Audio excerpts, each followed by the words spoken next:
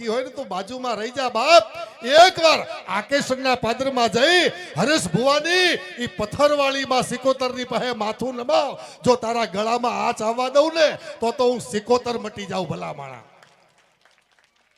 મારે વાત જે કરવી છે મિત્રો, તમને કદાચ થોડીક અતિશયોક્તિ લાગે,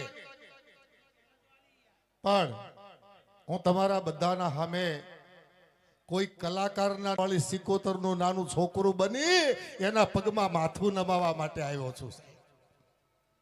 અને બીજી વાત, કોઈ પણ માણસ એમ કહેતું હોય કે આ કાળા કળિયુગમાં આ બધી વાત ખોટી છે, તો મુંબઈથી આ બેનનું નામ પ્રાચીબેન, અમારા ઘરની, અમારા ખીચાની આ વાત નથી કરતો બાપ. અરે જેની વાત કરવા માટે થઈ અને કાળજાની માલી આખી સંપત્તિની માલિપા મારા નજરમાં ક્યાંય સંતાન નથી આવતું. તને કોઈ દી સંતાન નહીં થાય, ડોક્ટરો કહી દે અને ડોક્ટરોની વાત સાંભળી અને આ એવી આંખમાંથી મોતીડા જેવા આહુડા પડવા મંડાડે. એક એક આહુડું માં સિકોતરના ચરણમાં જાય અને કદાચ એનો પગ પલળ્યો હશે અને એમ કે મારી પ્રાચીને મને બેઠા જો રોવું પડતું હોય ને